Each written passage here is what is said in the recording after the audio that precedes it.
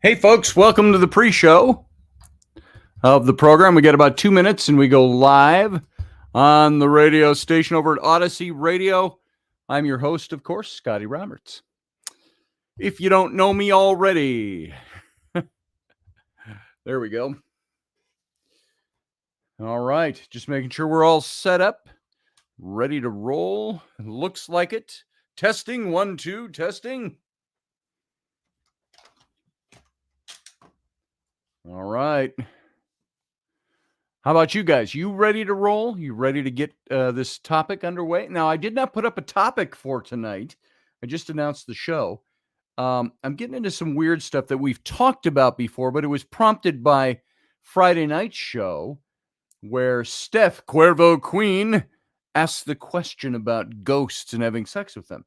This is called, of course, and you may recognize the name of this already, and we've already covered this on this show before. But having sex with a ghost, which is what the question was around, is spectrophilia. And so we're going to talk about that a little bit. I'm not too sensitive about that, but I didn't put the topic up, so it wasn't too sensationalized. But we're going to talk about that topic a little bit tonight.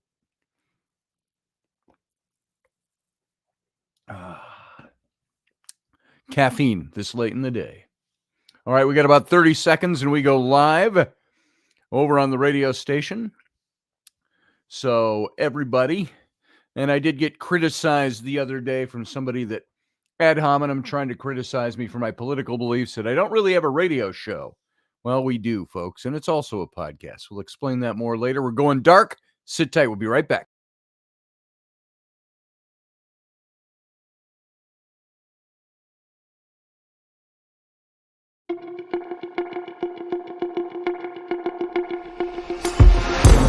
The Intrepid radio program with Scotty Roberts. Intelligent talk.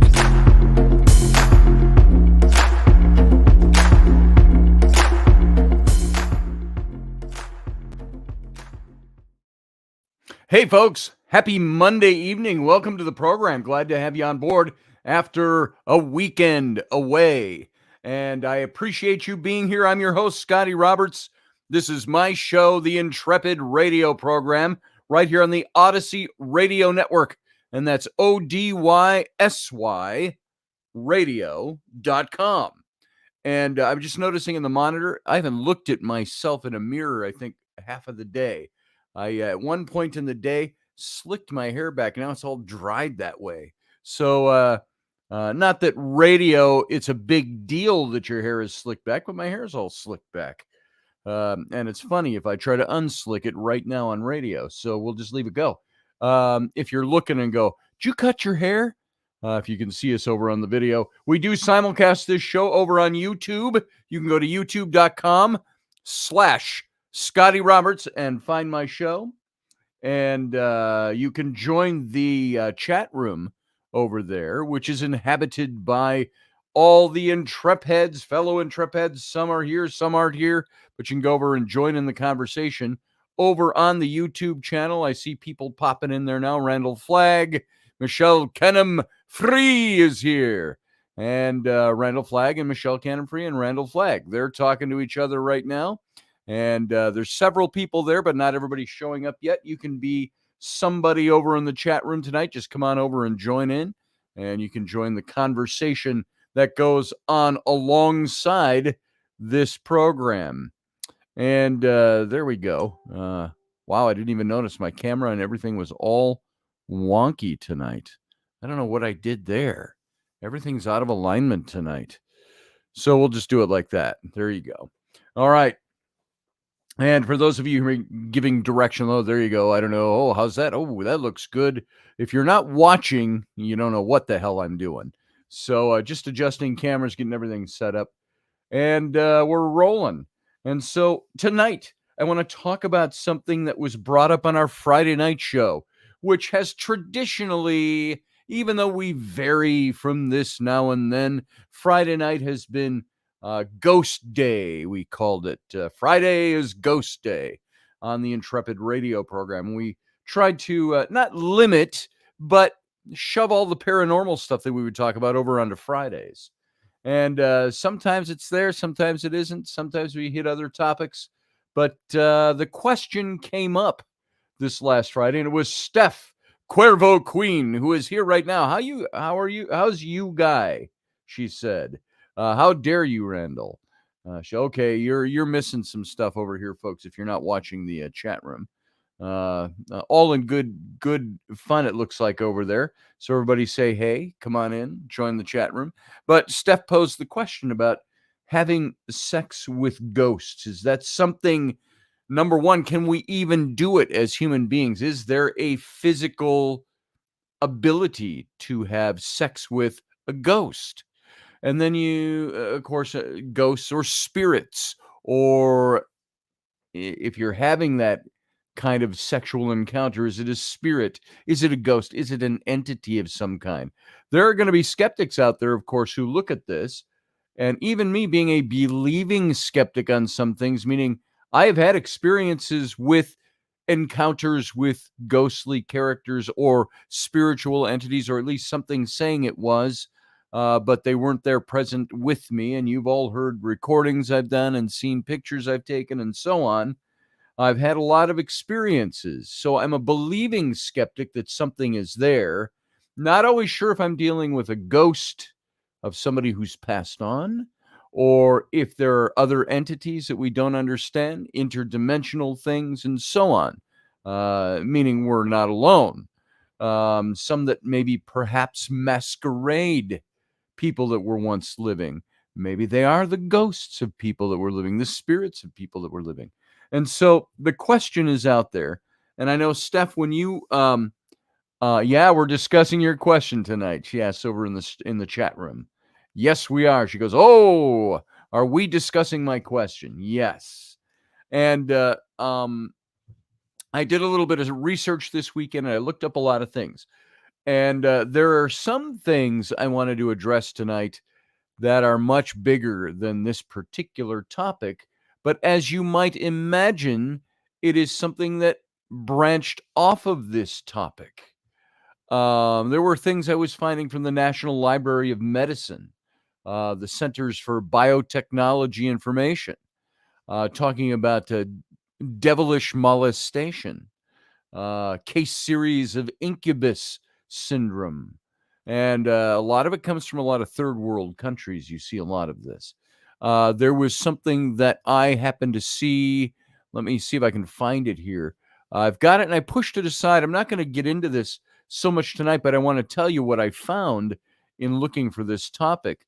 Again, from the National Library of Medicine, the National Center for Biotechnology Information. It's PubMed Central.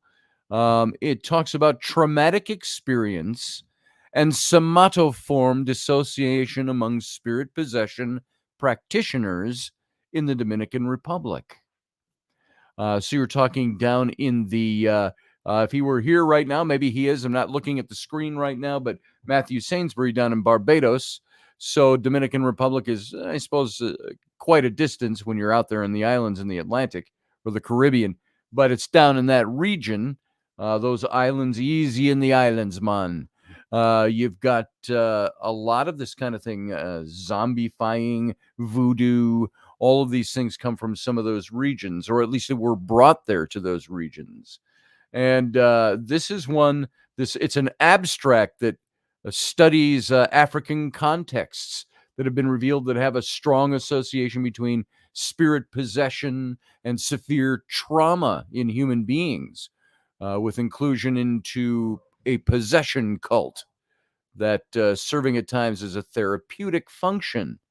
And so research on spirit possession in the Dominican Republic has not so far included quantitative studies of trauma and disassociation. But the study I looked at here was evaluating demographic variabilities, somatoform dissociative symptoms, all kinds of potentially traumatizing events in the Dominican Republic with a group of voodoo practitioners that either do or do not experience spiritual or spirit possession. And so I started looking into that, and it's a very lengthy abstract, a very lengthy piece. and it gets in pretty deep: spirit possession and local context. It talks about sex with spirits, sex with ghosts, incubus, succubus, and there's a whole study that these people put into this, uh, and a medical study, a psychological study. They've got the factors that add into it, and they've got all kinds of tables in here and all kinds of information. And I think there will be a day, maybe even yet this week, we'll look into that. We'll spin off into this for getting into a study of the human mind. But I want to dismiss something right away, and that is the notion that any kind of sexual activity or sexual talk with regarding having sex with the spirits or ghosts, that it's fake or that it's not real or that it's all imagined. I'm imagining that there's a lot of it. It is that is, but and that there's a lot of people who maybe have some emotional disorders, psychological disorders that could lead to them believing they are having sex with ghosts or spirits. There are also lots of accounts of fairly normal people who have had sex with ghosts, make that claim. Now, the big question is, how normal are you and how healthy is your mind if you're reporting having had sex with ghosts? How healthy is your life? How healthy is your psyche, your what's the word I'm looking for? Your mental health. How healthy are you if you are seeking sex with a ghost or a spirit? So here's the question, and this is something, Steph, you kind of brought this up. You're in the chat room, so I'm addressing you directly as well. You brought it up as something. Can you be in love? Can there be people who lost somebody who were so in love with them that they don't go so far as to commit suicide, to say, I want to be with my loved one in the afterlife, but they seek them out in life. They seek the ghost or the spirit. And there are some who have claimed that mechanics said, ooh, I must be early for once. Mechanics, you are.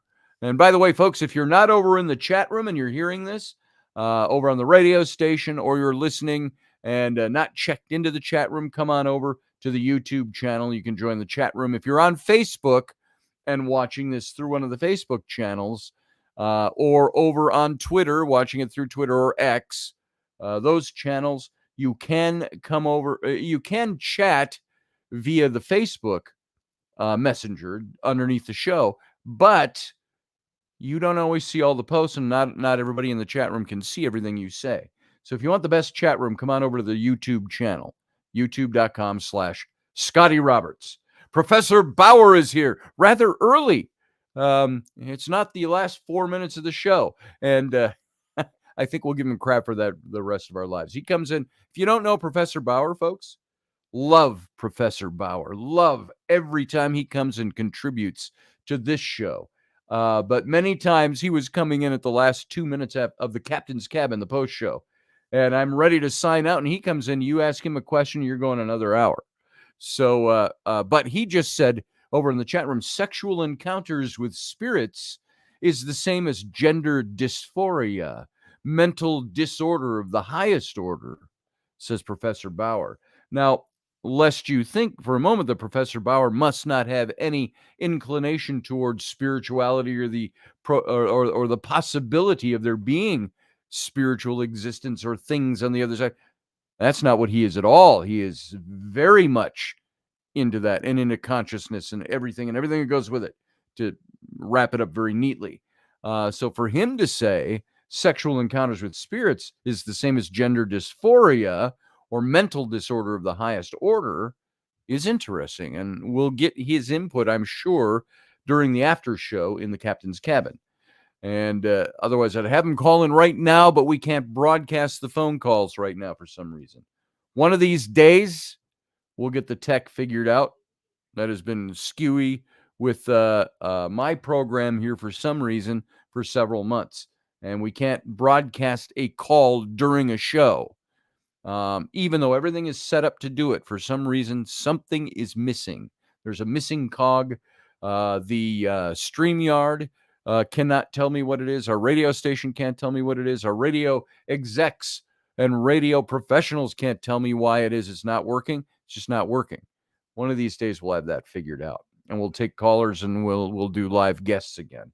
But for the meantime, when we go off the air at the radio station at the end of this hour, we'll go into the captain's cabin and we'll get some Professor Bauerisms coming in. Yeah, it's a snafu, all right, Michelle Cannon Free. Hey, Roger Rabbit, welcome. Mordecai, I'm not sure how you pronounce it. Mental disorder on the part of the spirit or the person, asks Mordecai. Not really clear. There's a question for you, Professor Bauer. And let's see. When you do the voodoo that you do so well, I hope that was aimed at me, Michelle Cannon Free. And so there is the question that is before us for tonight. And in looking up, I tried to go out there and just find good, solid information, solid articles that are coming strictly from a psychological point of view. And you can go to psychological websites, mental health websites, and find stuff all the time. But they deal with this in a very different way. They don't address it head on. They kind of address it as a side thing. Well, obviously, it's almost like they're saying collectively, obviously, there is mental disorder on somebody, and that can manifest as demon possession, seeing spirits, encountering spirits, talking to them, having sex with them, faux pregnancies. Some people have claimed they've gotten pregnant by ghosts and carried through. And I just want to say right away that I think in many of those cases, they're probably having sex and they're either traumatized so badly by abuse or they're traumatized for some other reason. There's some mental issue going on that there's no memory left of them having had sexual relation. I don't know of any case that we know of, at least in 2,000 years, where somebody has had sex with a ghost and bore a child. Remember the Virgin Mary, it said the Holy Ghost came upon her. Wow, that sounds nasty and dirty right there, and I don't mean to make it that way. I'm not using entendre there. And she gave birth to a son that was to be the kinsman redeemer, the Messiah, the one of us Messiah. You get into the whole theology of God becoming man and how God came and impregnated a human woman. Did that really happen? We've talked about that on this show before. So there is a question there.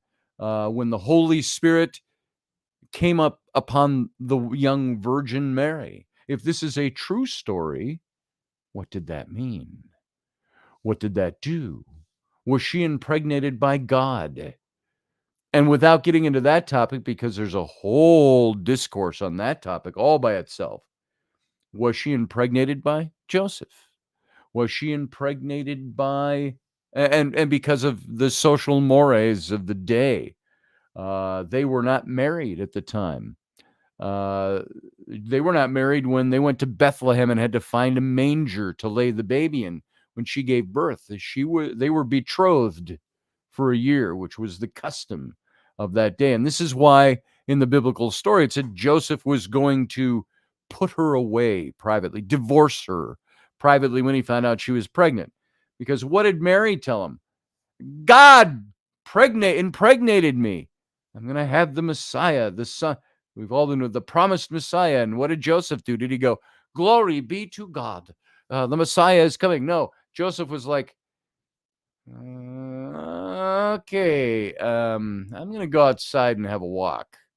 And he's thinking, I don't know who she did it with, but that ain't my child, and it ain't God's child for sure. He was not a believer in that. He didn't think they all believed the Messiah would come, but when it came down to the brass tacks of it, did he believe his wife was impregnated?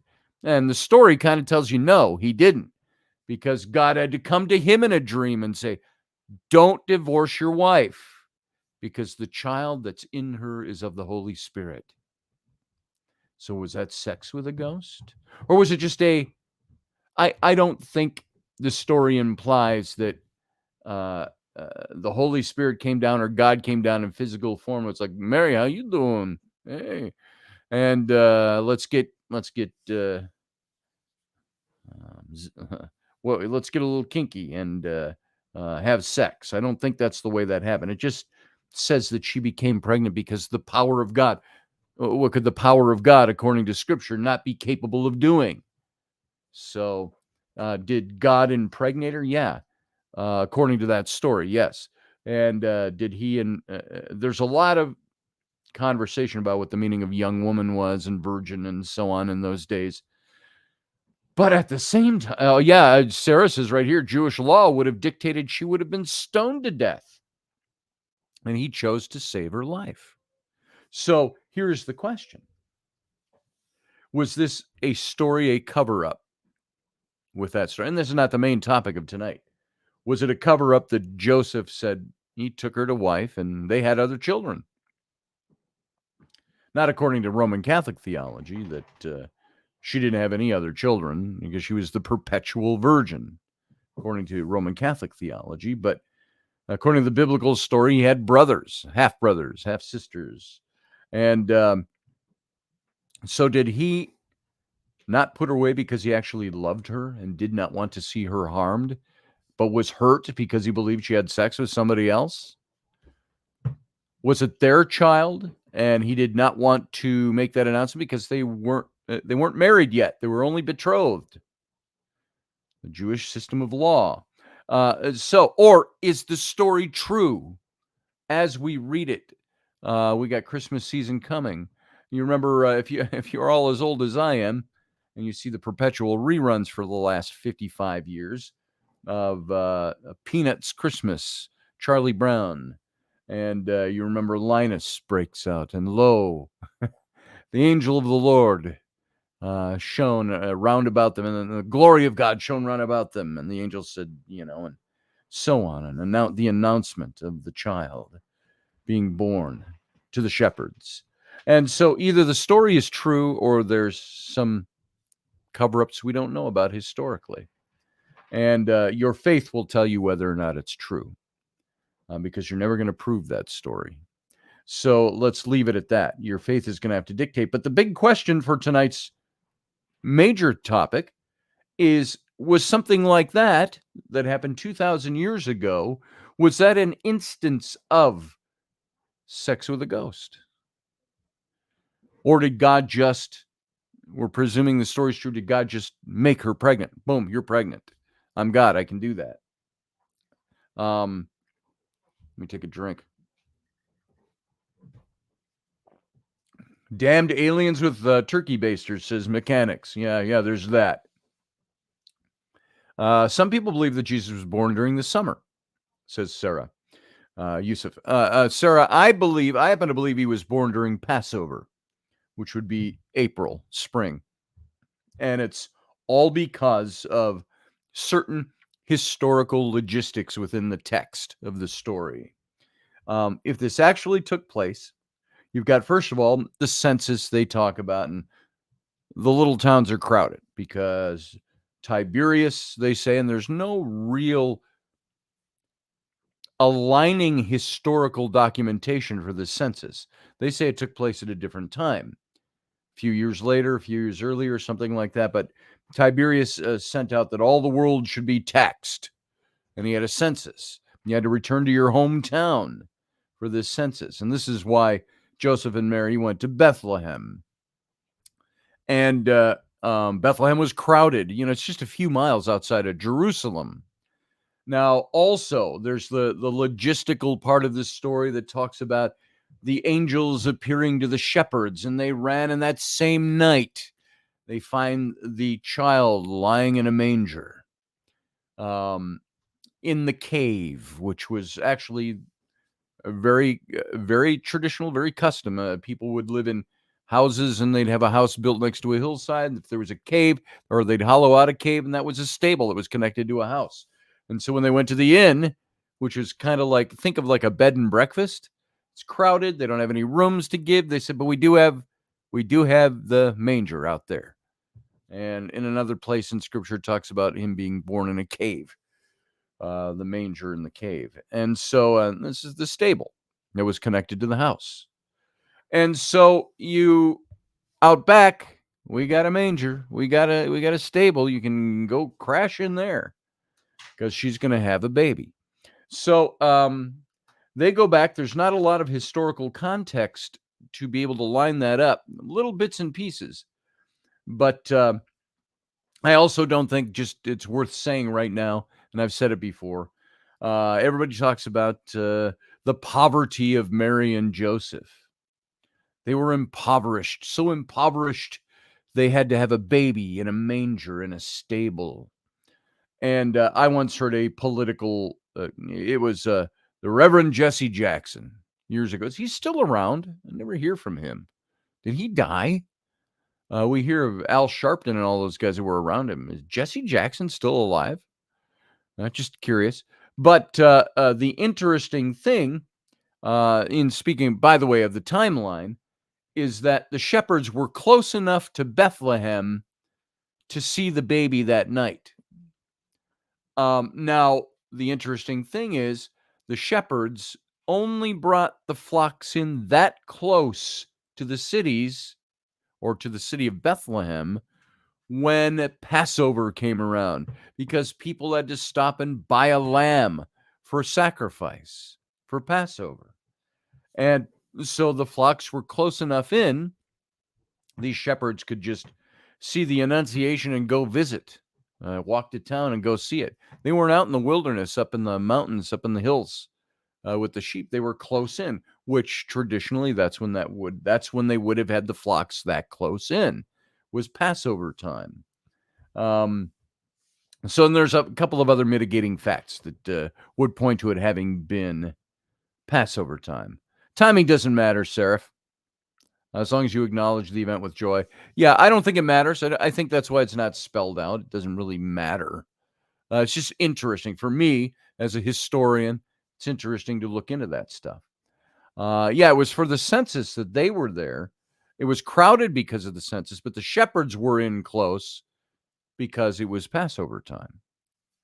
And so you mix the taxation period, the census, with the Passover, you'd have a pretty crowded town. And by the way, Mary and Joseph being poor, I don't think it was so at all. Remember, Joseph, it says he's from Nazareth. He's known as a carpenter, also known, the word is synonymous in the Koine Greek with stonemason. So he was basically what you would call today a contractor. And so I think he contracted out carpentry work, contracted out stonemasonry. There is some evidence of all kinds of work being done in the little town of Sephora, which is very close, within a mile, I think, or two of Nazareth, where they think that was being built during the time that Joseph would have been a carpenter, according to the story. So perhaps he and even the young Jesus worked on this town. This is what they did for a living. So let's move all that aside. The topic is about impregnation by ghosts or sex with ghosts. So this whole thing, and we've covered this topic on this show before, spectrophilia. And I wanted to give you a little bit of a look into spectrophilia. We did a show on this a year ago or 2 years ago or something like that. So this whole idea of spectrophilia, and let me get to the strict definition of it right here. It's going to be right in here somewhere. Having sex with ghosts, bloody, spectrophilia. It's known as phasmophilia. Phas for PHAS for phantom or phantasm. It's sexual attraction to either ghosts or sexual arousal from spirits, or trying to conjure spirits for the purpose of sexual activity, through mirrors, which would be scrying into a mirror, as well as the alleged phenomenon of sexual encounters between ghosts and humans. And it's a fetish that's classified as the paraphilia, in which one is attracted to ghosts. Paraphilia is the experience of recurring or intense sexual arousal to atypical objects, situations, fantasies, behaviors, individuals, It's been defined as a sexual interest in anything other than a consenting human partner. Well, bestiality is a different thing, but there's even that. If a woman wants to, I'm saying this not as much for effect. You can make comedy out of it, but there's films all over the internet. Not that I've seen them. If a woman wanted to have sex with a horse, is the horse consenting? Maybe by not kicking her across the stable, he is. But so anyway, you get the idea. Not non-consenting or consenting. So the research that's been done on this is there's accounts of paranormal encounters with ghosts and spirits that have frequently included all kinds of sexual encounters, often described as being non-consensual or unpleasant. We hear a lot of, you watch some of the ghost shows that are out there, Ghost Adventures, Ghost Hunters, some of the other ones, all the side ones that happen on YouTube television shows and things like that aren't network television of any kind. And you see people will say, well, part of the problem in our house is I feel like I get molested. It's something touches me, something sexually touches me, and so on. They don't report that I physically have sex or was seduced by a ghost and it was a loving romantic situation. It's usually reported as some kind of huge negative thing, and a very traumatic thing, and a very frightening thing that happens to some people. There's a lot of traditional ghost stories and legends that include some element of seduction or temptation. There's stories that feature female ghosts who lure men to their deaths, and those are especially common. It's always women ghosts luring men to their deaths, but it's usually women that are fantasizing about having sex with ghosts or spirits. So it's interesting. You think of the psychological implications of all of that. There's the Latin American legend of La Llorona. There's so many L's and A's in this. La Llorona.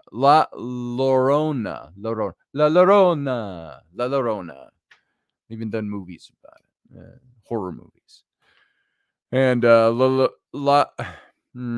La Llorona is a Mexican vengeful ghost who was said to roam near bodies of water, mourning her children, who she drowned in a jealous rage after discovering her husband was cheating on her. That's a sad, tragic tale. That's somebody who had a mental disorder. If the base story of that is true, women, would you drown your children, kill and murder your children because you found out your husband was having an affair? No, you'd probably go, hey, your shit's in the lawn, see ya, and you move out with your kids, or you kick him out and you keep your kids, whatever it is. Steph says, I'm saying, what if a spirit actually came back and fell in love and started a relationship with a person, a loving relationship? Now, that is slightly different than the stuff we're talking about here. What if a spirit comes back, as Steph says, and is still in love with the person? It would be like Steph, the movie Demi Moore and Patrick Swayze, Ghost, where he's murdered and they're going to get married, or they're living together or something like that. And he had never expressed to her that he loved her, even though she loved him, and he knew he loved her, and blah, blah, blah. This story, he's killed early in the movie. And the whole movie's about him being back as a ghost. And you remember the scene, the pottery wheel, where she's spinning clay into a vase, and the ghost comes up behind her, and it's does the Unchained medley, the Righteous Brothers. Oh, my love, my darling, I'll hunger for your touch. That song. It was made really famous again by that movie. Sarah Youssef says Jewish Midrash also discusses Lilith in that way. Now, in which way? Did somebody say something? Was she like a succubus, are you saying? Or was she... I'm trying to see what the context of what you answered there or said, Sarah, in the chat room. Professor Bauer says, all these stories are anecdotal. There's only the evidence of the person's account, nothing more. And that's the problem. That's even the problem with one of the biggest religions in the history of mankind, Christianity, is it's anecdotal. Nobody was there except the person telling the story. So Mary the Virgin, her story of impregnation by the Holy Spirit is no different than Moses saying, I saw God in a burning bush. He was the only guy there. So who said something? Yes, Scotty, that's what I'm talking about. The clay scene. Yeah. Is that real? Can that happen? I think, like Professor Bauer just said, which I was going to get to eventually, talking about the anecdotal nature of all these accounts, is that's exactly what it is. It's like most encounters that we have. Well, you could say every experience I've had is anecdotal. Now, I have a video of me getting a voice on a spirit box that I believe was Uncle Dave. And you all saw that video if you watched this show. To me, when I was there, it sounded like Uncle Dave. Rainey was filming, and she said it sounded like Uncle Dave. Now, that's anecdotal. We were there. But other people were around us. Other people saw that tape. So you're going to have your skeptics say we faked it. And that bristles me a little bit. But, what's a skeptic going to do but be skeptical?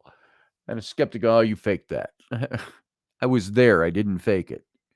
So you can fake things with. Never mind. Totally different thing.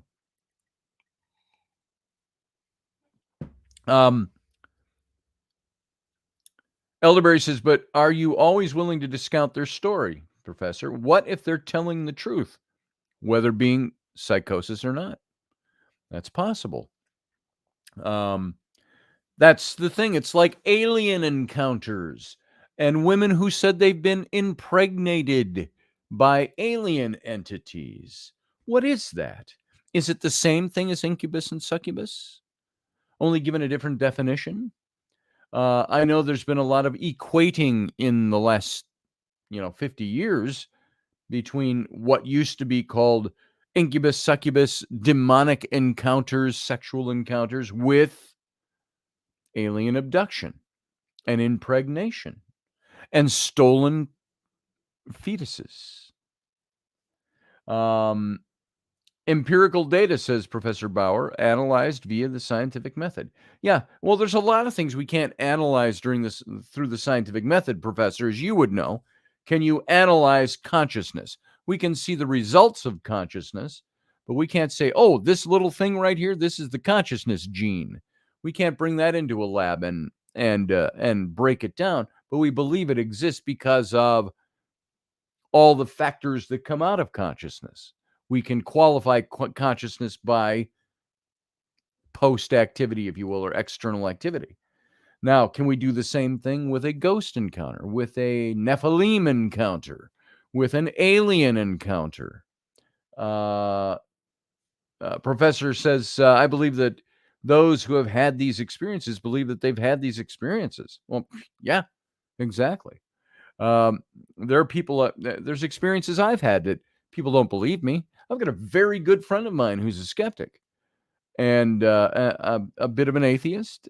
I say a bit of because he's got some spirituality. He still wonders and questions, but he's a practical atheist. And he questioned this whole tape I had with Dave's voice on it. He says, right. He says, and a ghost is going to wait till you have a little radio that it can talk to you on. I mean, and his skepticism was there. He wasn't criticizing me as much as he was criticizing the belief in those things. I said, dude, I was there. I was there and I experienced it. Does it relegate the veracity of the experience to false or made up or wanting to believe something? No. I'm the kind of person, I want to believe something. I want to hear something. I want to know something. I want to document something. But I'm not going to make shit up to appease my need for something. I would rather have that thing happen so I can qualify it or quantify it via my experience. Doesn't have to be for anybody else. I can play you a recording, go, look, I even caught it on tape, and you're going to get skepticism. Professor Bauer says we can define the nature and habits of consciousness, but the current scientific models cannot and do not account for the Ethereum where consciousness is. Exactly. That's kind of what I was saying in non-professorish terms, is that we can see, as you put it here, we can see the nature and habits of consciousness, but current science models cannot and do not account for the Ethereum. I agree. And I think this is what maybe happens with some of this other stuff. So let's see. Professor Bauer shot. If you added Materium in that comment, it would have been a double. Nice. Yes, the Ethereum Materium. Or Materium Ethereum. What about the Monroe Institute, says Steph Cuervo Queen.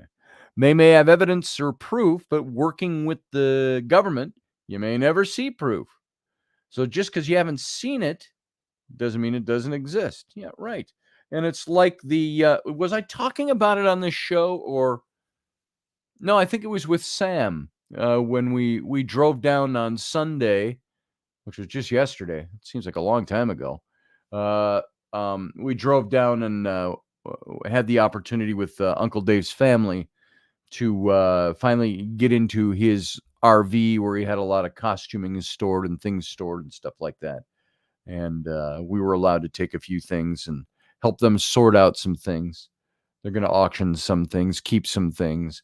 And they asked Sam and I to come down, and Rainey, because we were people who loved Dave, and so and Dave loved us, and we got a few of his things. And I might show some of those off a little later. But on the way down yesterday, Sam and I were talking about similar types of things. And I was talking about the guys who, what is it? And somebody brought it up the other night on the show, the men who talk to goats, idea, the whole thing also of astral projection and the government having been involved in their psyops with astral projection and out-of-body experience and using, I guess, do you call them astronauts? You got to be careful with that. What do you do for a living? I'm an astronaut. Astronaut. Those who astral project.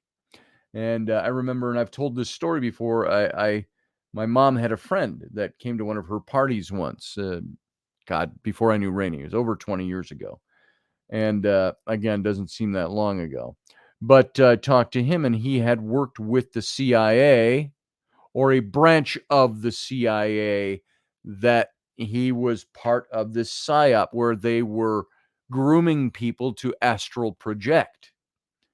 And he's a very quiet man and soft-spoken. And he told me about some of his accounts and the things that he experienced. And he said he got out of it. Now, I don't know what the ramifications were of that. I don't know any of that. I don't know if it was, you're not allowed to talk about this. Or he's allowed to talk about it. I don't know what. He talked to me about it. And he talked about astral projection, moving to different places and so on. Now, there's going to be skeptics who say it's a bunch of bullshit. There's going to be guys who've done it that say, you can believe that if you want, but I've done it. So same with this, sex with ghosts. Professor Bauer says Dr. Dean Radin's work at IONS on the realm of magic is highly recommended for a deep dive into the spiritual realms. There you go. Might be worth looking at. So moving on, Sheldrake, you're talking Rupert Sheldrake. His work is worth a look too. So now all these accounts of these things, we stopped at La Llorona because I side-trailed there. But you got the succubus, the incubus parallels. These are all phenomena of spectrophilia. A succubus is a demon or an evil spirit who takes on a female human form to seduce men and drain them of semen or energy. And the counterpart of the succubus is the incubus, which they say is just the succubus taking on the form of the male and doing this to a female. And so the incubus is a demon that is said to take on human form. And so the incubus, like the succubus, is said to seduce women into sex with the objective of impregnating them. The mare, M-A-R-E, is another example from European folklore. It's a malicious entity, Germanic and Slavic folklore that walks on people's chests while they sleep, bringing on nightmares. So these accounts have all been linked to these documented phenomena of sleep paralysis, and in certain individuals who experience hallucinations, which often involve spectral figures or aliens. And some sleep paralysis is a big thing in the tales or accounts of alien abductions. And so the prevalence of sexual elements in these hallucinations is theorized to be due to repressed sexual frustration or anxiety. And there's a folklorist. Oh, and by the way, you can look at a book. It's called Sleep Paralysis, a guide to hypnagogic visions and visitors of the night. It's by Ryan Hurd, Hurd. That came out about 12 years ago, that book. Folklorist David Hufford estimated that approximately 15% of the population had experienced phenomena at least once in their life that is linked to some kind of mental, emotional, sexual behavior. Still, none of this answers Steph's original question. Do you think somebody can come back and have a relationship with somebody from the afterlife because they loved that person? And who would qualify that? The only way we'd know about that is if the person who's still alive would relate that tale, because that ghost isn't going to go talk to Time magazine and tell its story, as far as we know. It is interesting, though, and speaking of that, my friend Teresa St. Francis, and you can look her up on Facebook, I believe. And I had edited and designed her book for her. What happens the day after tomorrow, or something like that, or what happens tomorrow. Can't remember the name of the book now. And it was all about encounters she had as a psychic, where she would have all these spirits of teenage and young adult college age kids that would come to her night after night after night, and in a sense almost badger her into telling their stories. And where she'd wake up and now I don't think she could see them like in physical, like a crowd in your room. I'm getting chills all up and down my back talking about this one. But she could see that they were all there, and they were all wanting to tell their stories. They were all kids who had committed suicide. And what happened to these kids when they commit suicide? Where do they go? Where is there a theology behind it? And what links to theology as we know it? And so she talked to all these kids, and she had to put a restriction on it even. She said, you can't come. You got to let me sleep. You can only come at certain times of the night or certain times of the day. And they would listen. She had her spirit guides, her angels, and all this that were working with her to get all these kids together. And she wrote these stories. And some of them gave names, and she contacted their loved ones and got permission to use their names. And things like, and then she made up names where she couldn't. But interesting story by her. If you go over onto my website, scottallenroberts.com, it's in the scroll bar, which is not on on the show here. Look, it's down here in the banner. So if you go to my website, which will show up in there, you can go into book cover design or something on my site, and you can see the cover of her book. And you'll be able to go to Amazon, or just go into Amazon, look up Teresa St. Francis and her book on suicide, teenage suicide. It's actually a very, it's a very moving book. I read through it several times as I was editing her book, and it's a moving book. There were points in that book where I was like, wow. It almost brings tears to your eyes, some of this, the stories that she was given. But those spirits coming back and telling their tales. It's not the same thing, of course, as having a loved one come back and want to have sex with you or have a relationship with you. But in that same vein, these were kids that, if it's all true, which I believe Teresa St. Francis to be the genuine article and telling the truth, if it's all true, they had to come to somebody who could hear them and report their stories. And so the same would have to be true if somebody was to do that about coming back because they loved somebody. So moving on with this, despite the lack of all the scientific evidence for the phenomena of spectrophilia, it's become a frequently talked about subject. You get it in Ghost Hunters. You've seen it on Ghost Hunters, Ghost Adventures. The Travel Channel show had a show even called Ghostly Lovers, which I think I caught once, and I'm wasting my time watching this show. Sorry, Travel Channel. It just did not keep my attention. I thought, oh, these are wacky people, I thought. There's online forums all over the internet that all contribute to the belief in sexual encounters with ghosts, as well as the idea that they're not necessarily harmful. I've got right here, these two girls, and I say girls, young women, college age. It's entitled, "We Tried to Have Sex with Ghosts, and Here's What Happened." And it's by two girls, Katie Haney and Adriana Rebolini. And so it was on a cold January night in the year 2016. Two women attempted to seduce a ghost. And this is their story. It's spectrophilia, sexual intercourse between living humans and ghosts. Radio audience, we've only got a few minutes left. We'll continue this conversation over in the chat room. If you're not over in the chat room now, once we go off air, you can come on over to the YouTube channel, youtube.com/Scotty Roberts, and join us in tonight's show and the rest of the Intrepids over in the chat room. But they had a thing on how to seduce a ghost. There's guidelines. One, they said, know that it's real. Take it seriously. Be as goofy as you want.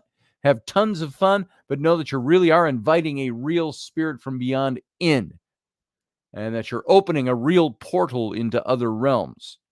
And it doesn't say here, and that's dangerous. It can be. Two, know that your belief system, who are you going to call if you get scared? God, your angels, your guides, your higher self, your cat. Doesn't matter. Do you have somebody that's there? A belief system intact if you need help. Three, don't get scared. Fear will do two negative things. One, fear will prevent it from happening altogether. And two, fear will bring in the wrong kind of energy, a darker energy that will feed on your fear. Now, this is their guidelines, not mine. I think you can have all the good intents and still get negative energy that comes in. For some reason, Mariah Carey in a Christmas costume just popped up in an ad here, holding a puppy dog. Okay. I have a theory about Mariah Carey. She just wants to be naked. So, because she gets as close as she can every time you see her doing even Christmas songs, rocking around the Christmas tree, naked.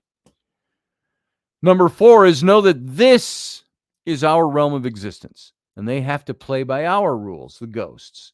So they have power over you only if you give it to them. That's like I say, when you're ghost investigating, never tell a ghost, you can take me and use my power, enter me and do this. I never do that. If you want to touch my hand, you're welcome to, but you can't come into me. You can't, I lay out the groundwork. Number 5, have fun with it. Is there part of their guidelines? Let go of any preconceptions of it being evil or bad.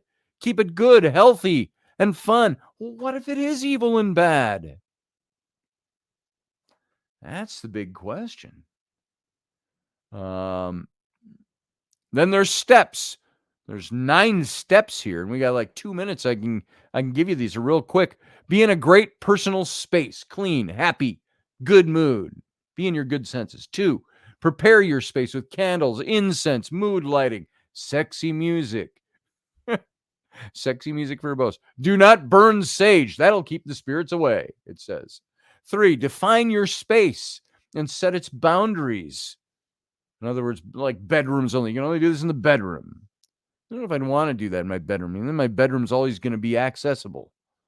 4, protect your space in whatever way works for you with your belief system. 5, start doing some slow dancing, sway into the... No, it's start doing some slow breathing. Begin visualizing your ghostly lover. That what it or she feels like. Ask the universe or whomever to send you a ghostly lover, they say. These are, I guess I'm giving you a step-by-step here instruction manual, huh? Ask for it to be clear and positive and good, light, loving. Remember, even like biblical text, the devil can appear as an angel of light. So you always got to be careful. 6, softly add a chant to your deep breathing. Come to me, loving spirits. Come to me. 7, believe. 8, hopefully you'll start feeling sensations. You might hear something, smell something, notice orbs of light. 9, throughout your encounter, communicate with the spirit. Make sure there's mutual respect. Nothing's done or allowed that you are not happy or comfortable or in control of. And then 10, there's a 10th, and when it's over, thank the spirit. Hey, thanks for the good time. Cash is on the nightstand. Oh, you can't take that with you, can you? So close the veil, close the door, close the portal, so on. Radio audience, we got to get out of here. Come and join us over in the chat room. The rest of you sit tight because we're going to be back after this. Live long and prosper. Shalom. Join us every weeknight at 9 p.m. Central Standard Time, 10 p.m. Eastern. The Intrepid Radio Program, a Scotty Roberts Productions broadcast.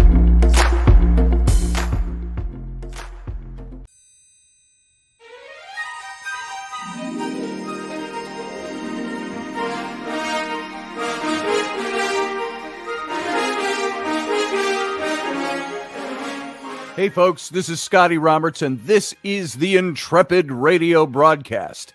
I've been broadcasting for about 20 years now, covering such topics as science, politics, the paranormal, weird science, weird world history, archaeology, and the paranormal. Everything from ghosts to cryptids to creepy things that go bump in the night.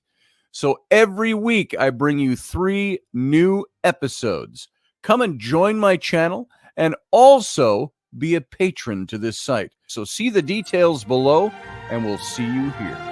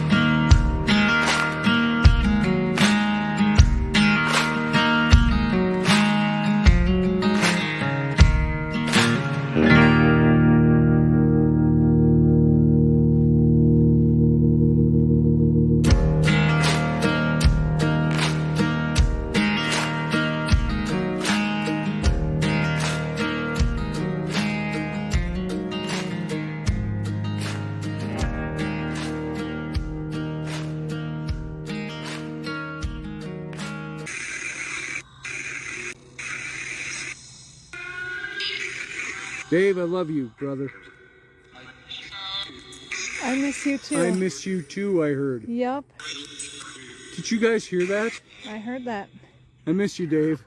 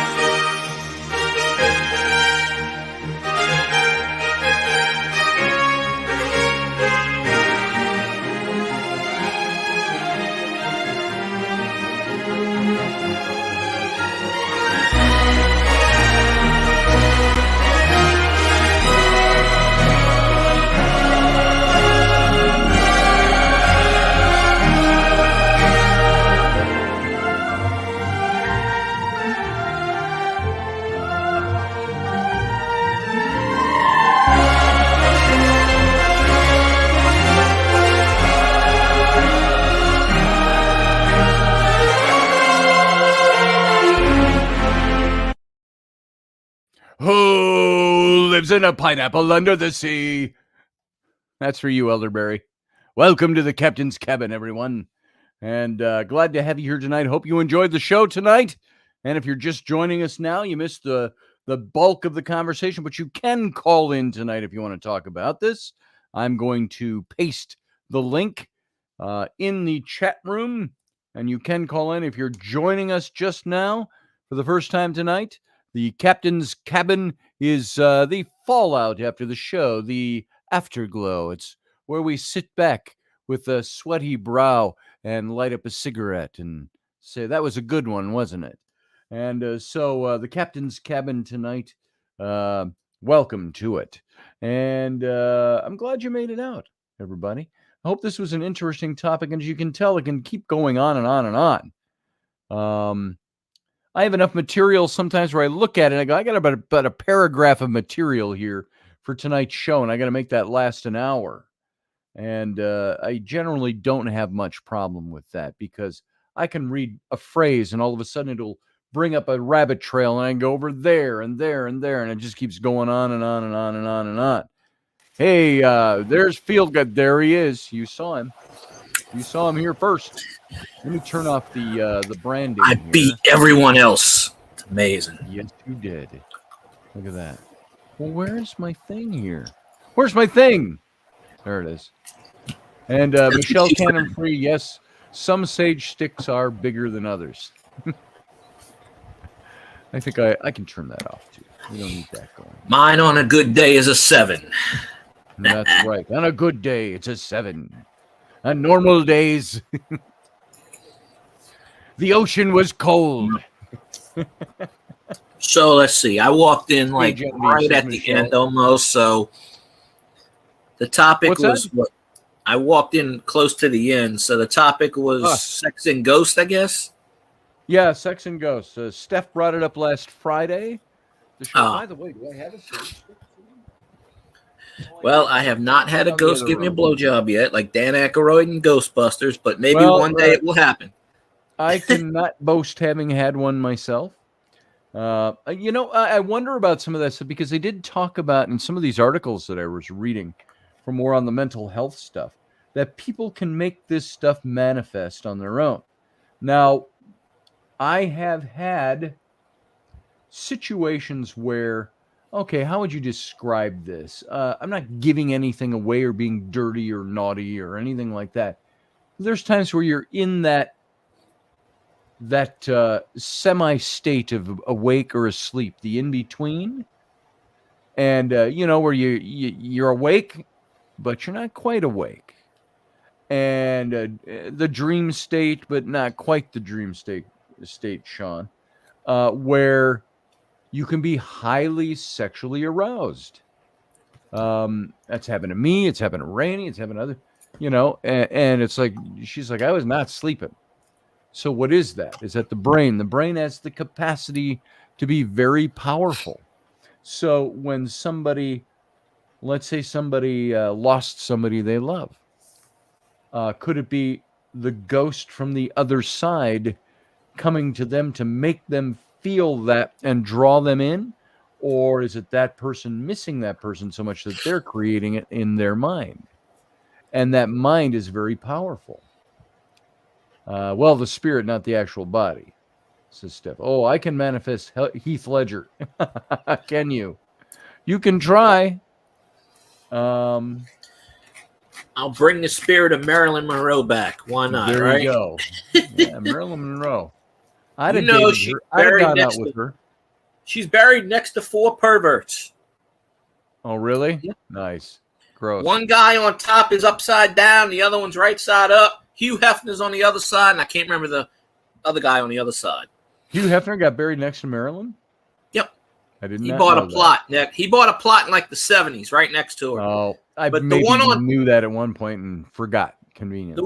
The one that's buried on top of Marilyn Monroe said in his will he wanted to be buried upside down. So he's buried upside down, facing that way. Whatever. It's like you're gonna not like you're gonna notice it anyway. So she got troubled in real life, and now she's got perverts around her in the death. Hopefully they're not together. I guess. Wow. So yeah, that's pretty crazy. Google it. It's crazy. Spirit? Oh, not the actual body. Okay. So is a lot of this stuff the stuff that we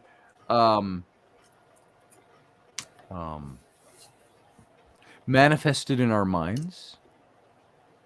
Is it stuff that because I know there are lots of stories out there, and some stories are heavier duty than other stories. Some people seem more sane than other people. I've also seen, people that want to talk about their ghost sex experiences. You watch them on camera, and they're like, "Oh yeah, so the ghost came to me, and I called the ghost in, and the ghost, she was crawling all over me, like, and so I was like, yeah, oh, daddy likes that. Oh, daddy likes that when you do that. Hey. You look at some weird people that do stuff like that, and you're like, nope. I don't buy this. I don't buy the story. But not everybody is that way. Some people are very well-spoken. It's like the whole alien abduction thing. Some people are very well-spoken and have very good reputations and are very credible people. So what do you do with that story? So how about anybody else? If you've got something you want to talk about, call in, guys. Hypnagogic state, said Sarah Youssef. Yep, we talked about that. I know Bud Hopkins, the late Bud Hopkins, who was a friend of Whitley Strieber's, was a big factor in Whitley Strieber discovering the things that he wrote about in his book Communion, and his alien abduction experiences.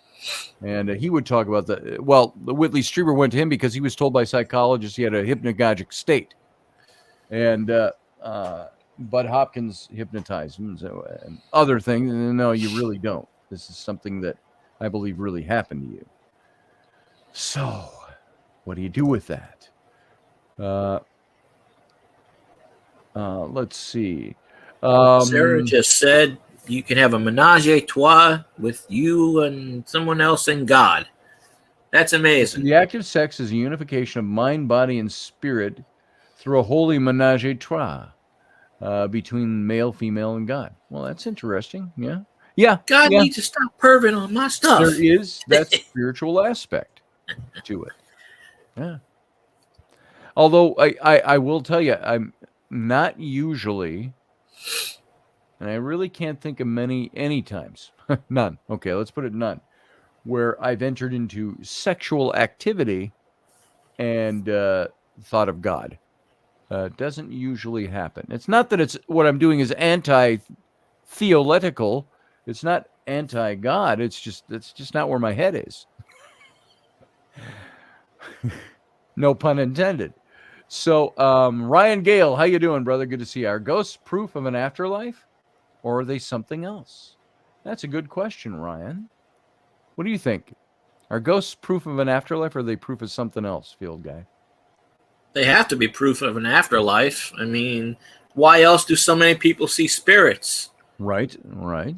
I mean, there has to be something. We don't know, no one can claim we know what's on the other side, obviously. I mean, you think you know, but then you don't. I mean, I don't know. I just know when you pass, there's something on the other side. And if they want to get laid on the other side, that's their business. I don't know. Right. Yeah, well, no, I mean, what that's goes just on over there. Is there sex? Is there no sex? Do they still desire sex? Do they not? Obviously desire it, because there are plenty of ghost encounter stories where it's built around that. But is that human ghosts, or is it something else? Sarah says, don't you invoke the holy name at peak? Peak what? What are we talking about? She's talking climax. Oh God. Only women do that. I don't think guys go, thank you, Jesus. I don't. Yeah, I've never, like I say, yeah, I've never done that. I've never even gone, oh God. I don't think has ever come out of my mouth while I am. Guys are just like, yes. Okay, I'm done. Let's go to sleep now. Steph says, well, Scotty, I don't think about God going into sex, but I've surely cried out to him during it. Not intentionally to include him, however. Yeah. Yeah. Steph, that. Come on up and elaborate on that more. Yeah, tell us more. We need more elaboration. That. Hop on up, Steph. Yeah, there's I've said other things during sex, but it's not usually invoking something theologically. The bar has been set, said Sarah Yusuf. There it is. There's a lot of magic in that moment. Get my drink. Shell cannon free. Oh. I got to tell you, there has to be. What is tantric sex? Isn't that where you bring in all the other? I don't know that I've ever really understood the. Isn't that crap that Sting the musician claims he can do for like 6 days or something? Something like that. Tantra is an esoteric yogic tradition that developed on the Indian subcontinent from the middle of the first millennium onward. Boy, doesn't that make you hot and horny? In both Hinduism and Buddhism.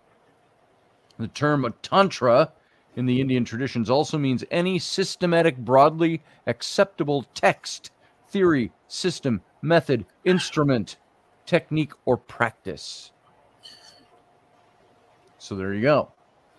When an action or a thing, once complete, becomes beneficial in several matters to one person or to many people, that is known as Tantra. So could I be playing a tempered tantra? I don't think that tantric stuff is actually possible because, I mean, they say, I go 12 hours. Guys can only go 4 hours at max because anything higher than 4 hours, your blood clots. It's like when you take Viagra and your blood clots and they say don't have an erection for longer than 4 hours. Oh, yeah. Your blood clots. That's why when guys get off, that they can't get off for 20 minutes. Women can get off 17 times in 2 seconds. God said, no, you're being punished. You can't do that. I know what you're meaning. What you mean, I know, like guys. Yeah. Guys are, I understand what you're saying. Guys are usually, and women, you all know this, guys, when it happens to a guy, when you reach peak, to quote Sarah, when I reach peak, guys are usually done. They're like lions out on the Serengeti. They shag the lioness and then they go take a nap in the sun or in the shade. And but women, tend to be. Women tend to be. I'm just looking for delicate ways to say it, because I'm not trying to be for effect or anything, but I've known many women that it's one session, it's usually boom, you're done, and you can maybe do it later.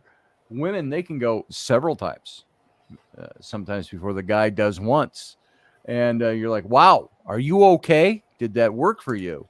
It must have worked for you, because I can't do that, and so I don't know. Is that maybe that's because I'm just not good at it or something? I don't know what it is.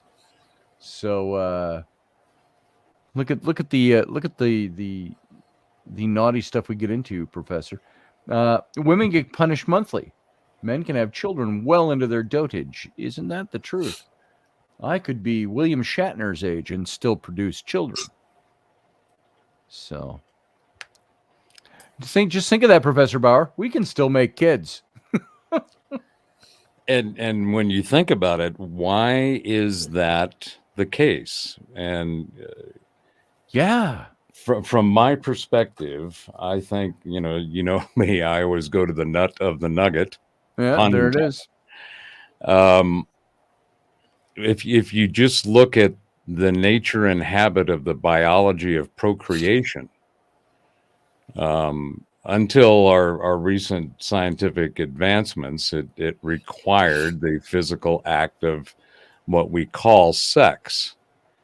And it's interesting to think about the ways in which we have cloaked and or masked through manipulation of the mind and the words that are used around this totally natural biological function.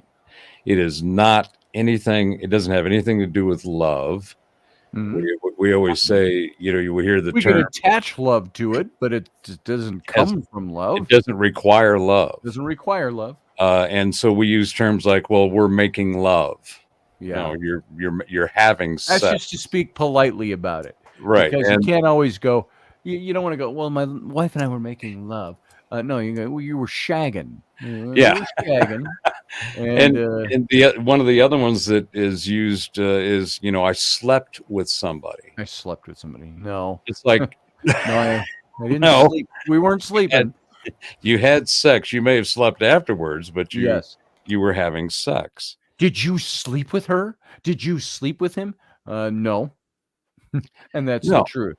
and one of the things that I know you relate to this, Scotty, because of your theological experience and background, the whole idea of having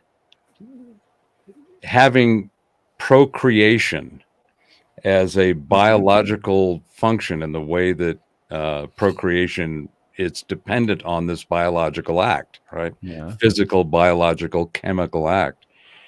And I used to say, well, you get a lot of suppression of sex, particularly in the Western theologies, belief systems, and religions. Down in Southeast Asia and India, the Sikhs, the Hindus, these brothers and sisters were all about getting as much of it as possible. Yep. But to our Western belief system adherents, I always said, well, if you're only supposed to have sex for procreation, then why did God make it feel so good? I mean, it's like this, inherent built-in challenge to control one's nature, one's drives, one's needs biologically. And you go, well, I don't know. All I know is this.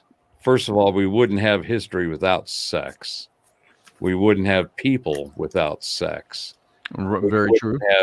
You have this whole thing on all this abortion discussion. And I've said this before on the shows. To me, this whole abortion discussion is based on a simple fact, which is two people had recreational sex that didn't, and this is generalized, it's not in all cases, but they had recreational sex that resulted in a fetus, in a pregnancy. So that's their problem. That's not my problem. How they handle it is their problem and their issue. All of this, the worked up discourse about, well, when does it become a life? You can't just decide to get rid of a life that's been created from a man's seed and a woman's egg because you don't want it. And there's right. The majority of that is based on philosophy, but it's been hijacked and mangled and manipulated by the religions. So the religions have used this whole box of sex, how and where and when and why, and the intent and the desire, the control, all of that. Sure. But when you look at the there's a number of interesting thinkers and scientific disciplines that talk about what's known as the selfish gene, which is if men are producing hundreds of millions of sperm a week or a month, which is way more than they need for impregnation, right? And women produce one precious egg a month.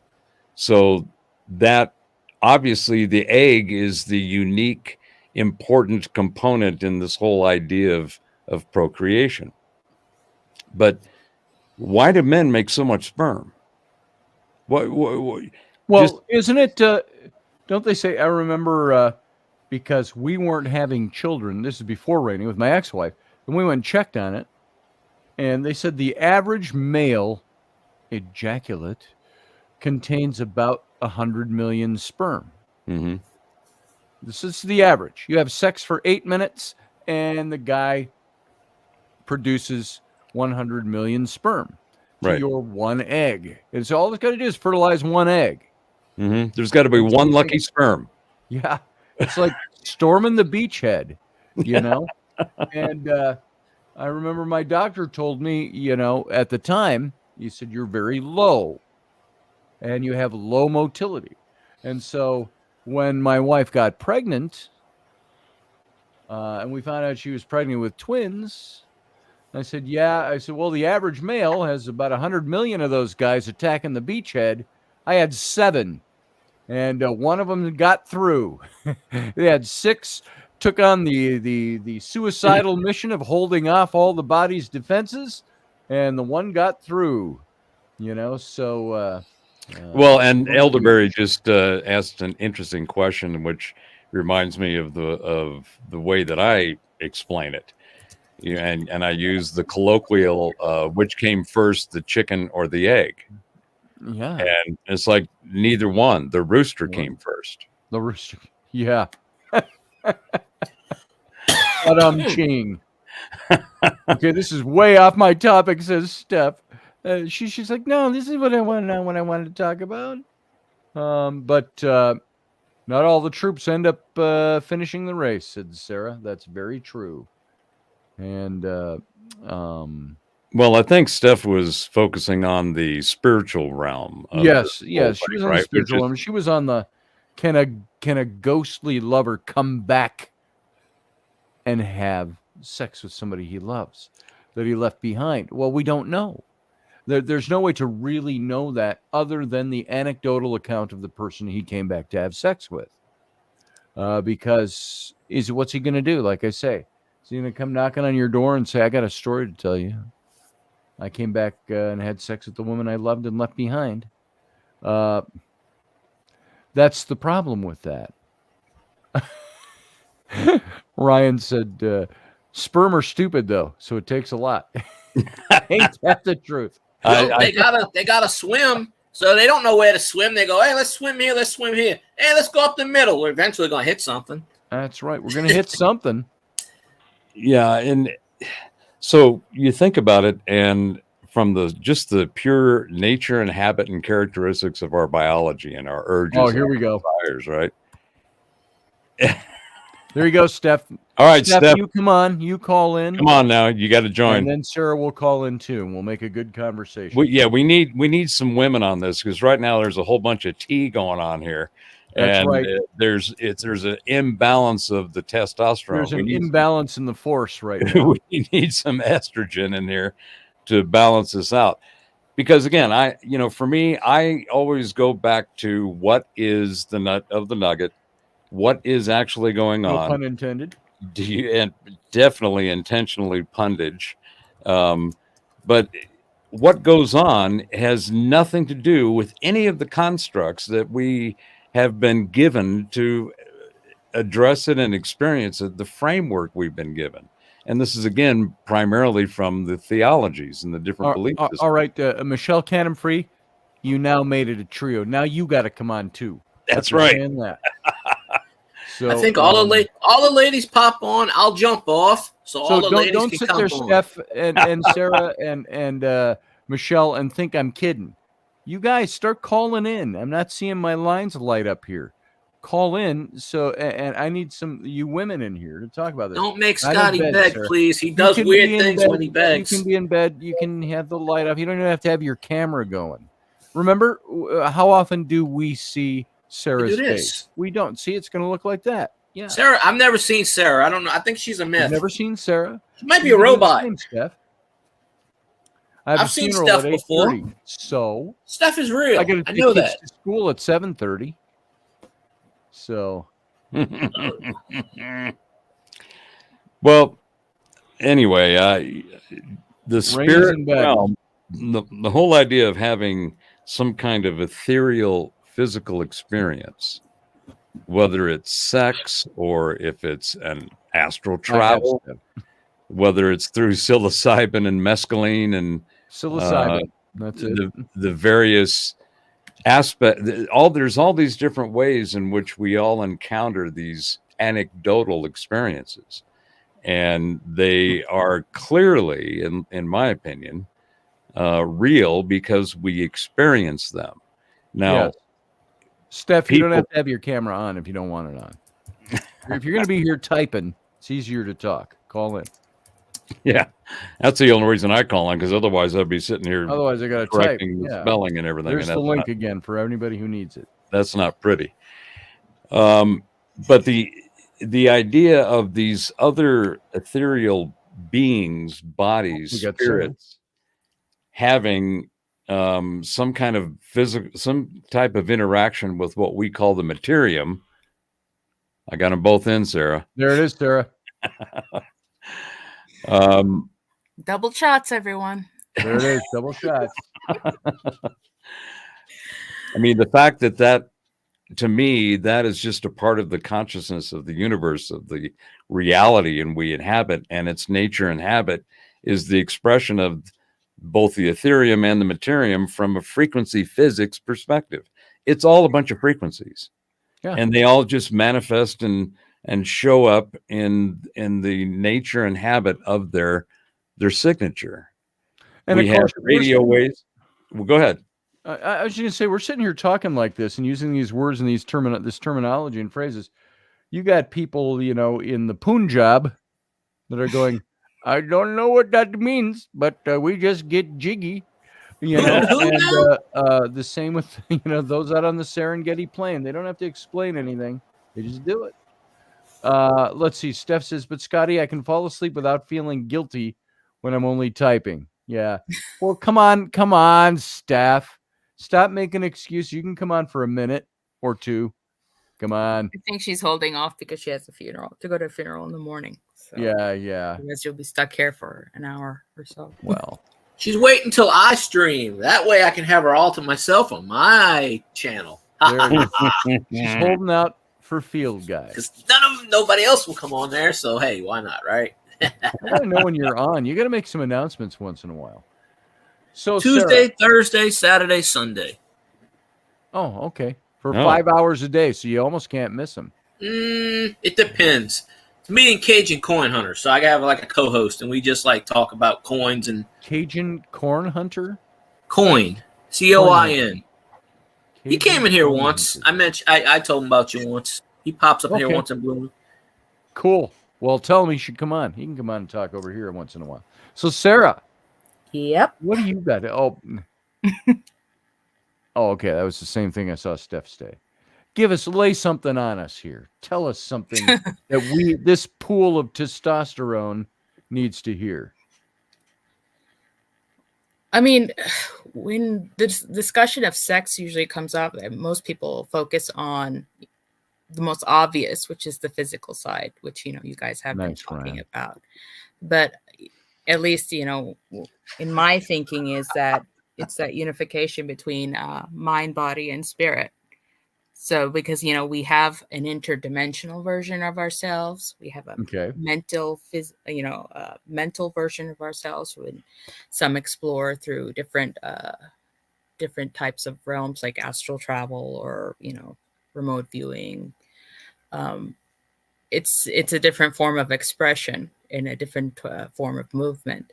And like Professor Bauer was saying earlier, if everything is all frequencies and there's millions of cultures and on how to manipulate those frequencies. So how would everyone love to know the frequency? I mean, everybody's different, but their own frequency of what causes arousal and climax, right? Yeah. If you know how to access that frequency, that it would be far more common, right? I mean, as far as constantly, and what is that? Like those rats that have electrodes in the brain and they're constantly pressing the button. Mm-hmm. Yeah, you're getting it's that Pavlov dog kind of thing, right? Where you get conditioned. And I think to your point, I totally agree with you, Sarah. And to your point, the ways in which we all experience either pain or pleasure is very unique and very different for each individual. It starts with just the base frequencies of who we are. How is our biology? You have this wide range and variety of different characteristics, and it's mostly visible and apparent in the field of sports. When you have a physical ability that you're really, really, really, really good at something, and your biology also matches, like, for example, I couldn't get in the NBA. I'm short and white, and I can't go that fast anyway, right? I could not compete with them. So, but do I enjoy the sport? Well, I'm not that much of a basketball. I go back to the Lakers, Jerry West, and all the original cats back in the 70s is when I really enjoyed basketball. But my point is that the ability to go perform and do something is very unique to each individual. And we see all the expressions of it in most definitively in this field of sports. But there's a whole bunch of mental stuff. The whole mental thing, in fact, it's one of the colloquial cliches is that your brain, it's really your mind, is the most powerful sex organ you have. Well, there it is. It's true. Yeah. It's what will determine what your physical experience. Well, if you're not into it up here, you're not going to manifest it down there. It's not going to be the same. You got to be into it. It's got to be a mental thing, a psychological thing, an emotional thing. Yes, and so that was the other point I was agreeing with that Sarah was talking about. It's a different state of mind. It's a different frequency set that you set for your biological and physical participation. And then there's the quote I found of Sir Isaac Newton's today. The hardest part of developing a gravitational theory is dodging all the panties that get thrown at me by thirsty-ass science bitches. So, direct quote, right? That's a direct quote from You Sir found Isaac that on Newton. the internet, so you know it's true. I know it's true. It was on the internet. Well, that's one of the other things that I find very fascinating is the whole, again, when you talk about the mind-body connection, Sarah, one of the biological and chemical aspects of our beings is this thing called pheromones, right? And pheromones are essentially they're hormones, a chemical Egyptian thing field guy. It's a chemical cup of our crap that emanates from us naturally as individuals from our own frequency sets. And those pheromones, I mean, they've got all kinds of, well, I don't know what they call the toiletry thing anymore. Cologne, perfume. I don't know who's wearing what. Musk. Yeah, all that shit. I left that stuff a long time ago. Although I was bathed in it in the 70s in Southern California. Well, Canoe. you know, the olfactory nerves. Drakkar Noir, Old Spice. Yeah, my wife forbade me when we started dating. Pierre Cardin. Drakkar. She said, "Don't you ever wear Drakkar." Because I tried it on at a store once because it reminded her of somebody she didn't want to be reminded of. Well, I mean, to continue on that thought of pheromones, it's not just in the beginning, you know, because you have the initial attraction pheromones, you have pheromones and neurotransmitters that are released at climax, you have pair bonding pheromones, you know, depending on the type of relationship that you're in, that are encouraged and enforced, you know, chemically afterwards, or, you know, or depending on the frequency. So, I mean, in a way, everyone's a drug addict, you know? Well, in a way. And that is one of the things. We are all part of the innate nature of our mind and its interaction and interface with our body. They're two different things. The mind is not the brain. The brain is the nervous system organ, just like the heart is the blood system organ. It happens that when the interface between our mind and our body through our brain, we feel it up here because that's where our brain is. So, but realizing that they are two separate things is the first important step of being able to understand them and effectively and productively navigate your journey using both of them. So the whole chemical thing is phenomenal. I mean, we barely understand it. You have to go to Eastern religion or Eastern sciences, the traditional Chinese medicine, Ayurvedic, to really understand more of how this interface works, how it reacts, and what its possibilities and potentials are, and probabilities. That's when you start to understand the entire being of being, because that's what we are. We are humans being. We are not a human being. We are being in the active sense, in a action sense. Well, I think I think in the Asian cultures, it's far more developed than it has in the West. Yes, I mean, which is a cultural thing. But I do want to take one left turn, and I'm going to direct this at you first, Scotty. Is that given that the act of sex, the act of having children, has such a positive connotation, what does that say about the meaning of our existence? The meaning of our what? Our system? Existence. Oh, existence. As humanity. Because it's such a positive thing? Or we're getting good chemicals out of it. I mean, it's that whole, you know, operant conditioning sort of thing.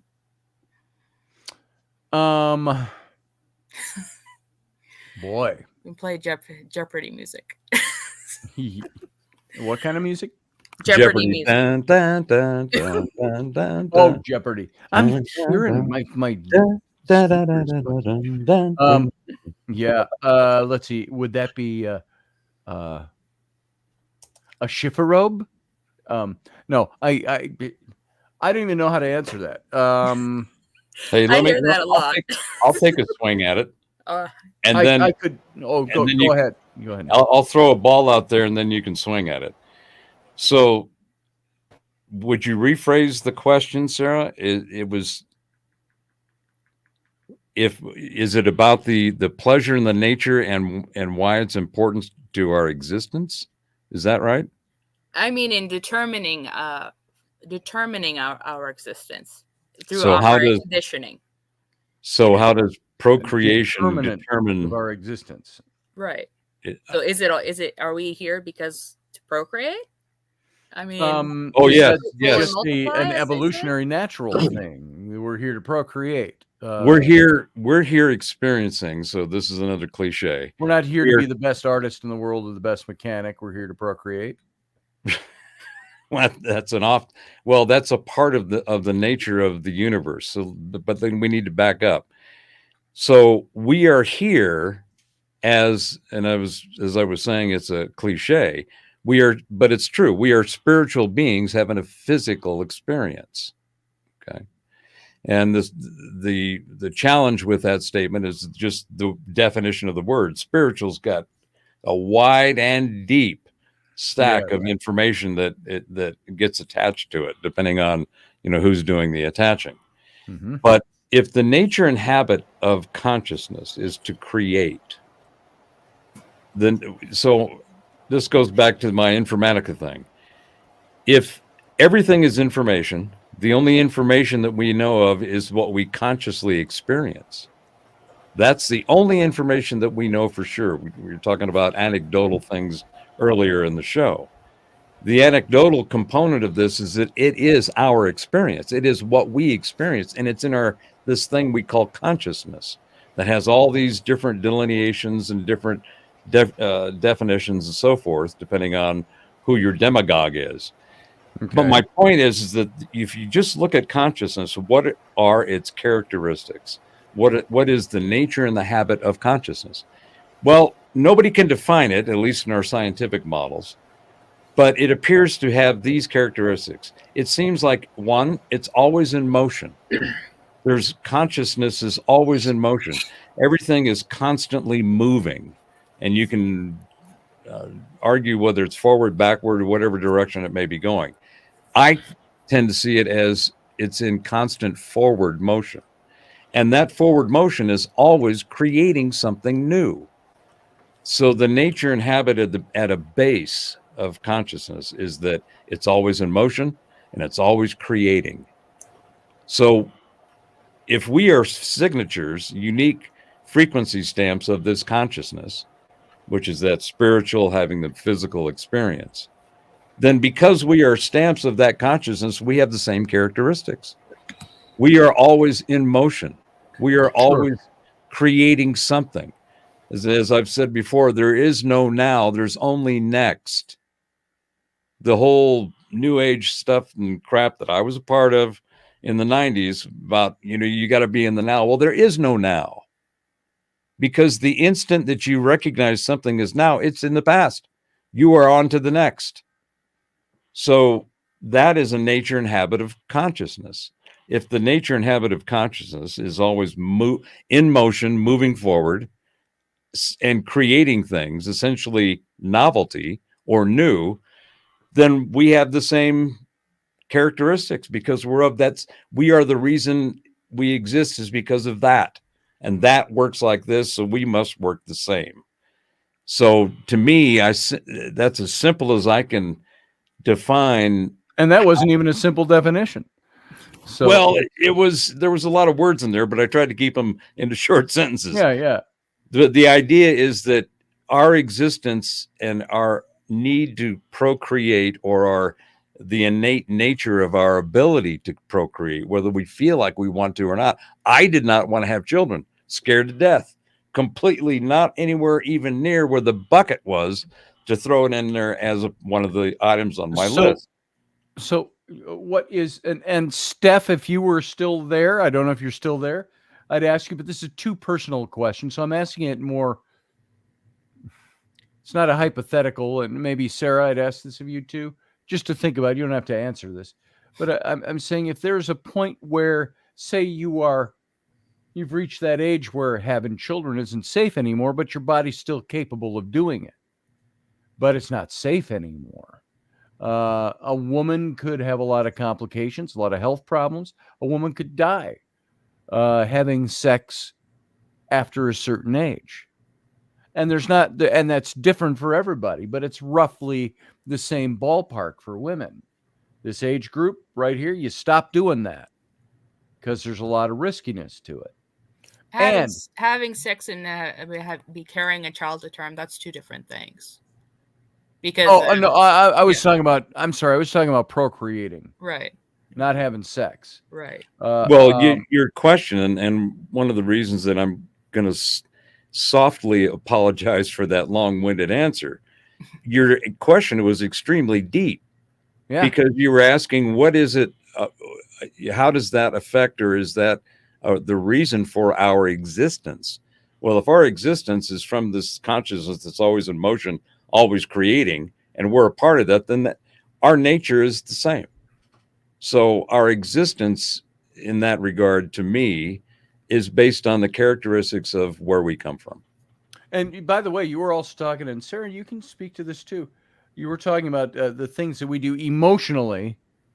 We get wrapped up in it. It's our emotions start driving things. Or was it Sarah? Did you say that there are emotional things that we do? We put all these other trappings on the natural act of procreating, but then that affects so much too, because you've got lots of couples out there where one member of the couple wants it all the time. The other member of the couple could live without it after a certain point. And so there's conflict that can arise from that. That's dependent on the nature of the connection between the couple. That's the nature of the connection between this. So that's the emotional aspect. So is it, but why does it naturally happen that way? Is it because it's not supposed to happen? It's unnatural for it's like Professor procreating Bauer says, after a certain motion. age. Yeah, I mean, people grow apart, they grow at different rates, but which, I agree with Professor Bauer that it all comes down to motion. It does come down to motion.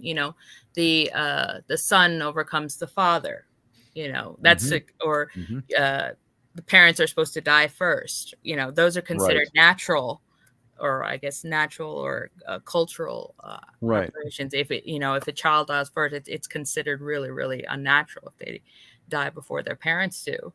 But and it is that central thing of motion. We talk about genetic memory. We talk about energetic things going through family lines. Energetically. I mean, things grow, evolve, and change, but. And I think, at least in this way, it's going up against time. Time is time the enemy. Time is the flame in which we burn. Right. Yes. It was from Generations going into the Nexus. Rodham McDowell played a superb part. Yes. But Malcolm McDowell. So Malcolm McDowell. Was it Malcolm? Yeah. So the idea that there is memory in nature, because Sarah, you mentioned genetic memory, right? Yeah. So the idea, what is that? How would you define a genetic memory? Some characteristic that in its energetic form, in its set of frequency set, it moved forward with a new set. So it was a characteristic carried forward, right? Is that a decent definition? Yeah, sure. Let's go with that for now. All right. So you mentioned I mentioned Sheldrake, and you said you prefer Raiden over Sheldrake.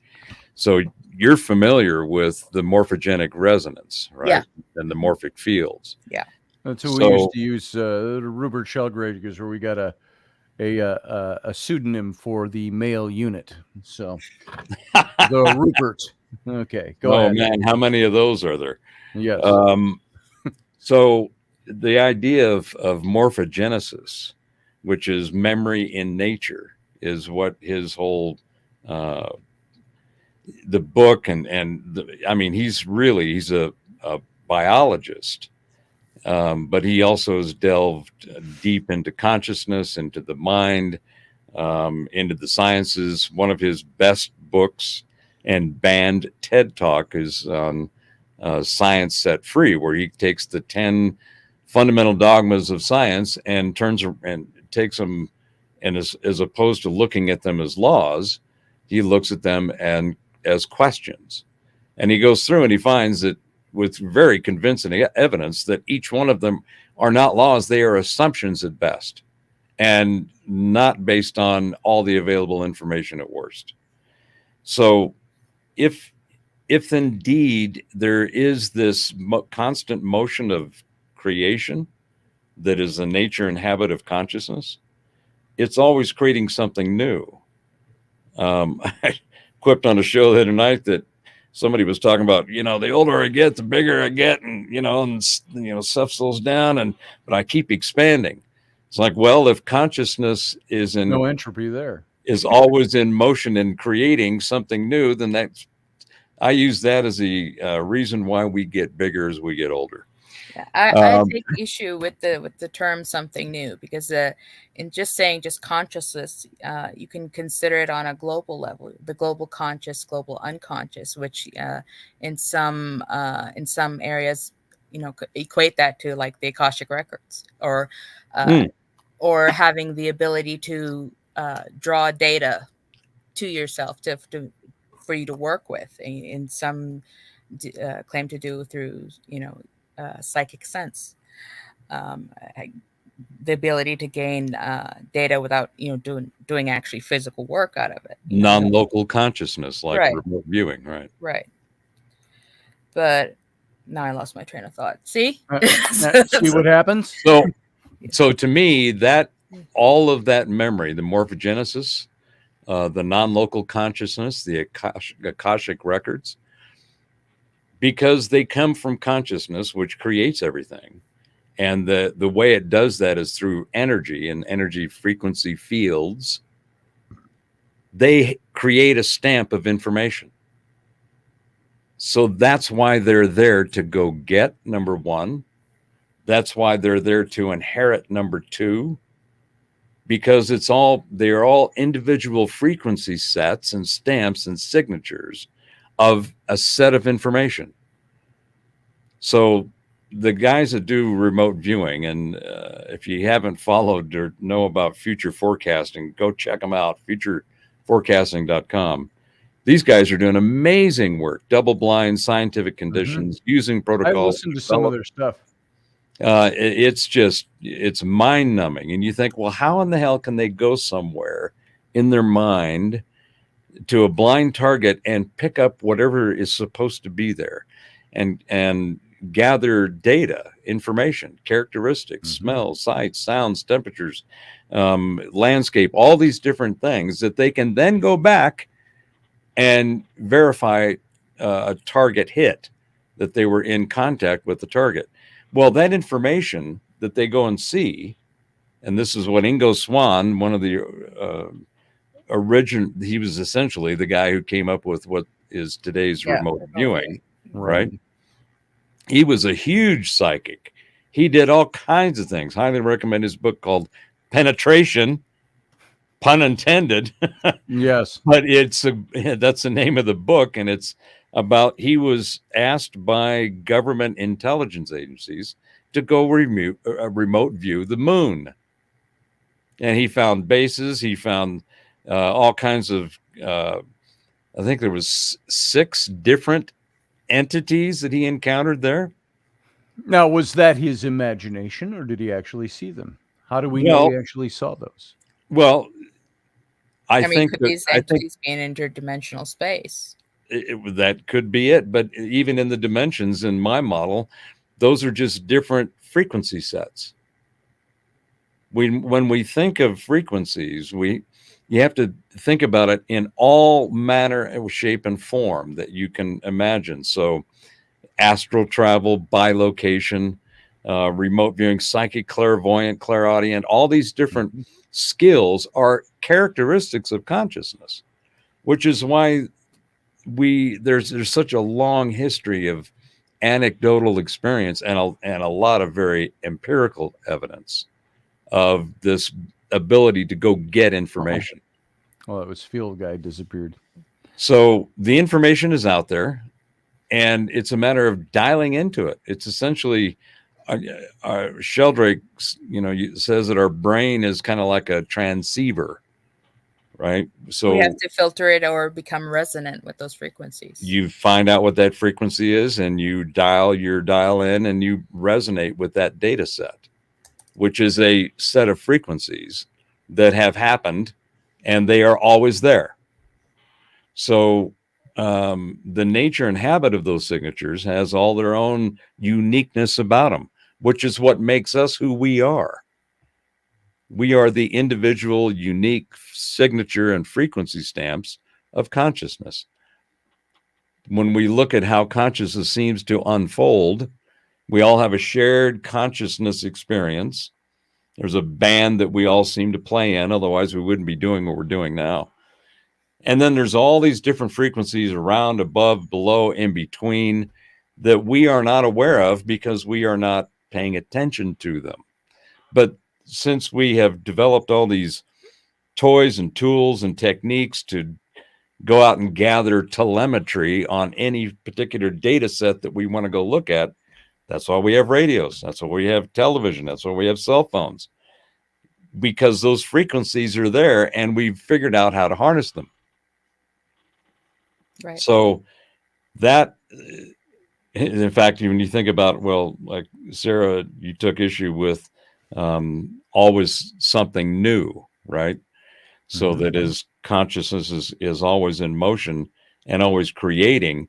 Well, the act of creation is something that is new. And if you think about it, thinking is the act of creation. Thought is a creative act. Well, the old "I think, therefore I am." I think. I think. Yeah. Well, I mean, in terms of, just to give a different example, in terms of, the example of giving resonance, Scotty. Yes. For someone who has had a paranormal experience, and then as time goes on, they continue to grow in those paranormal experience, that for me, that would be a sign of resonance. Like if they say, oh, when I was a kid, I saw a shadow person, and then you start seeing shadow people everywhere, or different type of phenomena. So I mean, as far as being aligned and resonant with what we consider the unseen world, which ties back to this whole interdimensional thing. So this isn't the exact same thing, but it made me think of this guy I was talking to at my mother's get together several years ago, and had worked for a branch of the CIA, astral travel. And he said there was one place where he went. I don't remember where it was. It was supposed to be a secret place they were trying to get these guys to go and look into. And he was in like a dark file room, and the only light was coming from a frosted window on a door of a locked door. And he's in this dark room, and it's like a library with the file cabinets and all the file boxes. And then the door comes flying open. He's a shadow of a man. Door comes flying open, and there's a security guard. And in the shadows there. And then the security guard shines his flashlight right on him and says something to him like, "Hey, you there." And he said it spooked him so bad, he backed off and he got out. He whatever they call that, withdrawing from the astral travel. But he said, he asked the question, he says, can I be seen on the other end? Are these some of the manifestations of shadow figures, or the manifestations? Are they extra dimensional people? Are they people astral traveling? Are they things like that we see when we see ghosts and things like that? And sometimes it can even be psychological, putting barriers or, protective mechanisms within the self. So, it's the whole thing with Jung, the exploration and reconciling of the shadow self. There it is. I like Jung. I'd like to explore that one a little bit more, but guess what? It's 11 o'clock and I got to get out of here. But, and Professor Bauer, what you just said, astral travel is a natural characteristic of consciousness. Therefore, it's there to be had, chosen. We need to explore that some more. I want to explore the astral travel thing a bit. Maybe we'll talk about that on Wednesday. I want to astral travel to the beach. Me too. A warm climate. Well, as much as I would enjoy the whole idea or the ability to astral travel in my mind, I'd rather bilocate. Yeah. I want to take the whole experience with me. Yes. And just transport to the beach, to an island, to the club. I don't do the clubs anymore, but the whole idea of being able to do that bilocation thing, which is another aspect of time travel. Yeah. Yeah. I mean, I'll bilocate. Yeah, I like the doppelganger effect. Yeah, there's another one. There's places I'd go. I can tell you what. Yeah, I will settle for the chemicals and without the effort. So yes. That's yeah. I'll take the chemicals with no effort, please. So, well, guys, thank you for being part of this. And Skyfalls, who just got here, and anybody else who came late, we're just wrapping up. And so, Sarah, thank you for being here. Let's do this again on Wednesday. Yeah, I need to get some girls in here. We do. Yeah, you do. I mean, because I got to round up a few girlfriends. As much as I enjoy looking at, as much as I enjoy looking at and listening to Scotty, it would sure be nice to have some estrogen, some feminine energy in here. Yes. Yeah. What, you saying I don't got no estrogen? Man, I think you're just not in touch with your personal side. You know, that feminine thing. You're disconnected. My feminine side. This is my feminine side. Divine feminine energy, as the girls were saying. That's it. Right. That's my divine feminine coming out. I struggle with that notion, by the way. We can talk about that too. So I actually think what looks like femininity in men, divine feminine, I think true masculinity is tenderness is part of it, and gentleness. And so you don't have to argue with me now. We'll argue at another time. But go ahead, Sarah. What you were going to say? No, I said it's all part of it. I mean, it's not. Yeah. You know. Yeah. It's that whole procreative aspect. Because I mean, even if you look biblically, you know, from God had his female aspects. Hey, I mean, one of the aspects that the devil was jealous of. I mean, devil wanted to be like God. He didn't have that procreative aspect. So, Sarah, I've got a question for you. When you gather the gals and you guys jump on, what is this whole phenomenon with women liking bad boys? Yeah. What is that? Yeah. I want to know because, you know, you on one hand, we talk about, you know, I think of, you know, the images that we got in the 40s and 50s and the classic movies about the masculinity of men and, you know, the Clark Gable type, and they were men, but they were gentlemen. Yeah. And they had a certain walk around with assless chaps and they had a certain je ne quoi about them that was respectful yet but strong and stoic in a lot of ways. Yeah. And so that's kind of, you know, the motif that I grew up with. But now, I mean, the last 20 years, this whole bad boy thing, I'm generally interested about what is going on there. Why do women get attracted to it? And they've got all these psychological I am probably the worst person to ask, but why? Because you got a bad boy boyfriend? No. No, she said that flatly. She didn't even go with the joke. She didn't go like, yeah. Susie Q says, because in the Viking days, you better go with the badass or you're dead. That's right. That's right, Susie Q. But I think, you know, like it's the same thing with men. You know, it's boredom and stupidity. Well, yeah. Why do men go with the woman with big boobs and long legs? You know, it's cliche to say that. Well, no, on the physical aspect, you know, that's, you know, the whole genetic component, right? You're looking for women with wide hips who are able to bear your children. Yeah. That's let me guys don't want to necessarily always, they want that, but they don't want to produce the children. Yeah. Let me put a pin on that balloon there, Sarah. There's a funny meme that goes around. It's like, it shows these modern millennial women and the amount of stuff that they're doing to themselves now, the cake and the makeup stuff and all of the dressing up and everything. And there's one woman said, well, all you guys want is women that, they're not who they are. They're unrealistic. So you've put this whole thing on us women. And it's got guy who played Thor, Chris Hemsworth. Chris Hemsworth sitting there next to him goes, "You got it all wrong, sweetheart. We'll do it with anything that walks." Yeah. and that I think is not appreciated, but that's why, again, I think it's the development of artifice. That goes back to even the Book of Enoch, but it's the development of, people have unhealthy views on what is considered beautiful and healthy. You look at women now, they make those duck faces. I'm like, what is that about? Oh my God. It's dumb. I see those and I just want to get out some toilet paper and wipe it. Yeah. Because it doesn't look like a pair of lips to me. It looks like on wiping duck faces note, we're out of here. So Sarah, you have a good night. Thanks for being here. All right. Thanks, do more of this. Appreciate everything Thanks, you Sarah. brought to the table tonight. And Professor, good to see you, brother. We'll see you again on Wednesday.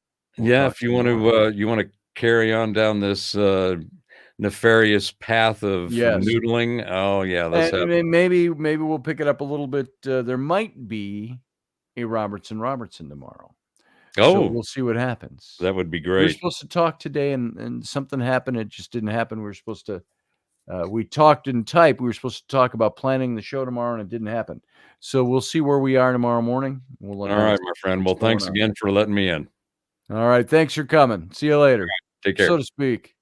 All right, everybody. Thank you all for being here. Did I yawn? And I didn't notice it? So everybody, thanks for being here tonight. I got to get out of here. It's that time. It's now 11:08 Central Standard Time. Time to get out of here. So thank you for coming. We'll see you next time, and live long and prosper. Shalom.